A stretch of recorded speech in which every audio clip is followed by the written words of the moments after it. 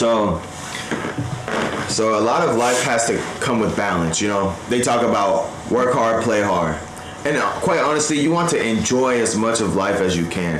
And how does that break down for me, for the average person? You know, obviously we all work our 9 to 5, and if not, go get a job and start working your 9 to 5. Come on. But as you continue to make money and you continue to save, you're gonna realize that going to work will become repetitive. You're gonna realize that, hey, if you don't have something to live for outside of work, you become a stationary robot, and your magnitude for life will dwindle. Wow. So we want everyone to have an affinity to life, to have such an attraction that you're going to want to wake up every day and say, wow, it's such a beautiful day. Yes, sir. Right? And Yes, people always ask me, how are you so bright in the morning? How do you have such positivity?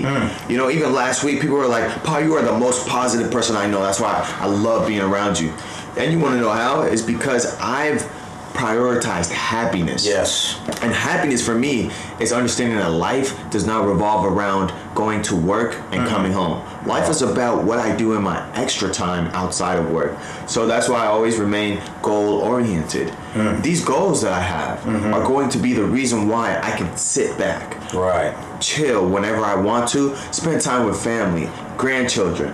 I want to be older. I want to be able to kick back and realize I've done and contributed to society, and I've contributed to myself. So I've set goals for myself. Now, another part of life that I feel like people my age, I'm 26, so let's say a time frame of like 15 and beyond.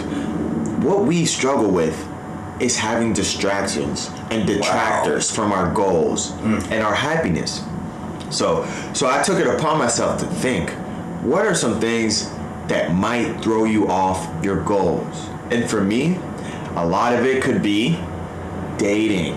Wow. Dating. I think the purpose of life, as we see it now, is to be safe. It's to have habitat. You know, have clothing and be safe, and but have food, have family. Right. So inevitably we will reproduce if we seek that. And I think majority of people have the biological impulse to reproduce and start a family. Right. That's how we propagate society. Now, so dating will be a relevant thing for most people. And so for me, my question is, can a woman take me off my game?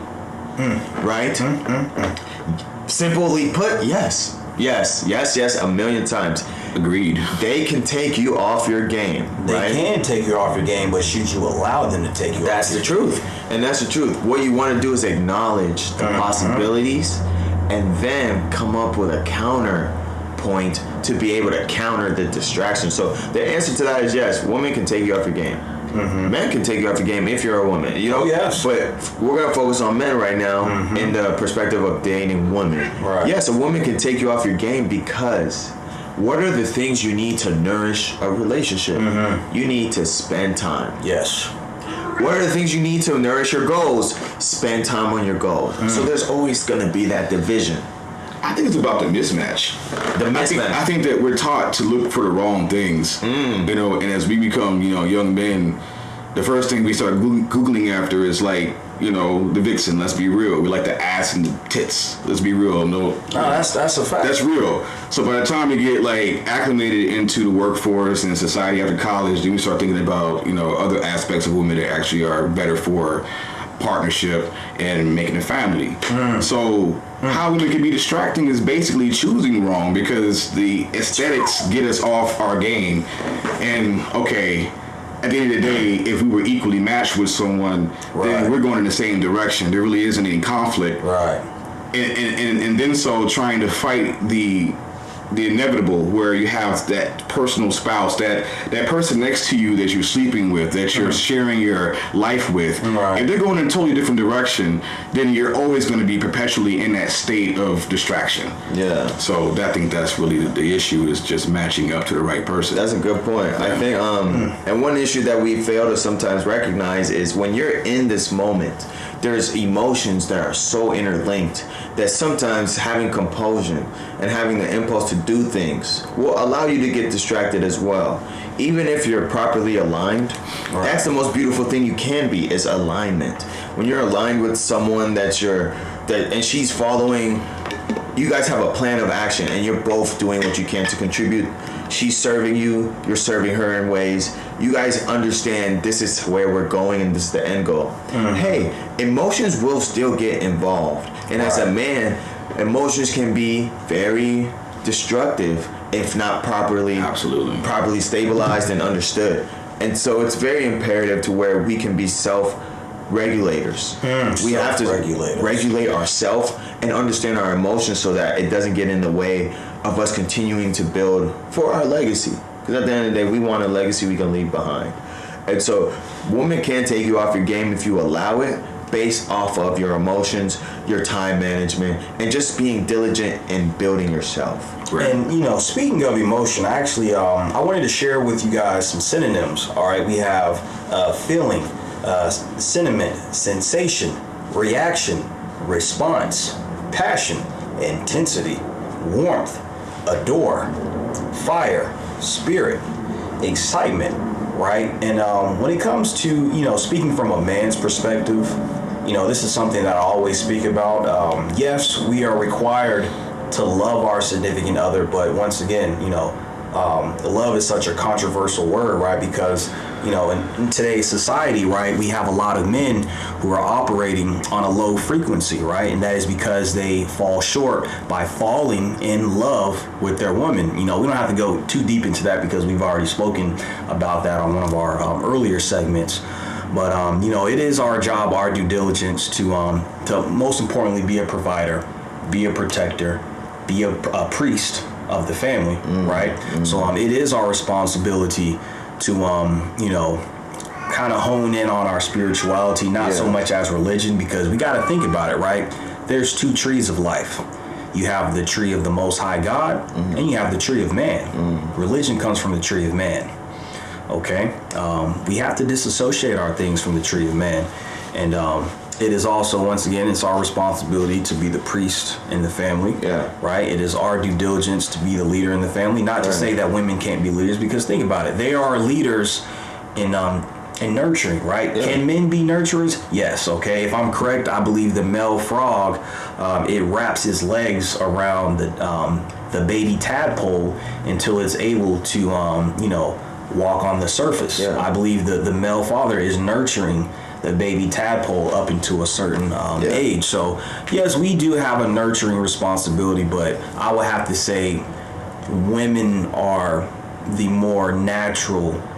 I think they excel in that. They excel very well in and they should. Yeah. And the reason they do is just their biology is aligned. Their biology. They hear better than us. Something my mom. They should. Something my mom always says to me. Right. There's a spiritual umbilical cord tied to the mother and the child. They have to cook in the womb for 9 months. They have to cook and they have to cultivate in the womb for 9 months. However, it is our seed as a man. It is our DNA, our genetic code that we're giving the woman, and it's their job to cultivate that baby. All right. And I think to expound on that as well, it's like she's gonna lead in certain sectors, I'm gonna lead in certain sectors, right? And that's where we bring unity in. And chaos happens when we try to overstep those sections where I'm more skilled in and she's more skilled in.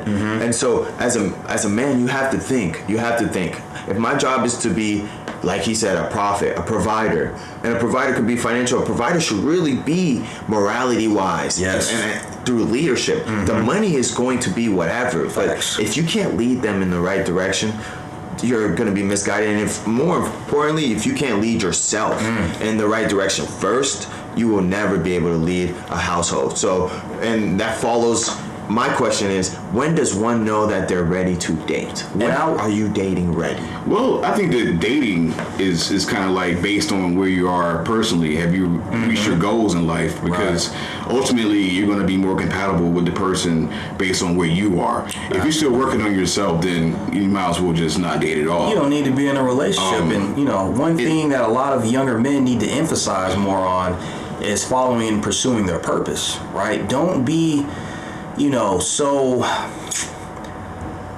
what's the word I'm looking for? Don't be so immobilized, by love, right? Don't be so infatuated by the woman's aura. Yes, it's a beautiful thing to have a significant other, but it's also very detrimental if you are not prioritizing your goals, your purpose, if you're not prioritizing your finances, all right, I would have to say give yourself some time to live by yourself as a young man, as a young adult. Give yourself, 2 to 5 years to live by yourself so you can know better, so you can do better. And you know what I'm saying? You just ultimately be a better version of yourself. The Bible says about, a poor wife. Proverbs 21:9 says, it is better to live in a corner of the housetop than in a house shared with a quarrelsome wife. Oh, wow. Okay, 21:19 said it's better to live in a desert land than with a quarrelsome and fretful woman. 27:15 says a continual dripping on a rainy day and a quarrelsome wife are alike. So, wow. Would you suggest that the best way to handle... First, break it down. Break it down, Jay. I don't think you recognize how powerful that was. Break it down. Because at the end of the day, we force ourselves as men to compromise on our partners' inefficiencies. We listen to the excuses. We listen to the promises after we made an effort to explain why we have an issue with certain things they do. And the next thing you know, we're right back to the drawing board. And it would be safe to assume that most women take advantage of our kindness. And with that being said, if you go back to dating age, we go back to when you should date. Well, when you realize your own power and potential and you refuse to let a woman come into your life and dismantle that. Right. So... Wow. Major. Tough. Major gems right there. Solid. Dropping nuclear bombs out here, man. Dude, that was lovely. I think one thing we have to realize is don't lose yourself within the process of dating. Right. You will know when you're ready because you've been able to balance your finances. You've been able to balance yourself through the challenges of life, however rigorous it gets. You can sustain relationships and build relationships. Absolutely. And it doesn't have to be on an intimate level. Are you that friend that everyone falls out with? Or are you that friend that brings everyone together? Right. Are you able to maintain yourself through school? Are you disciplined to turn in your assignments? That's right. How about when you're at home? Do you contribute to the household? Right. Stuff like that. Do you understand yourself? Do you know your pet peeves?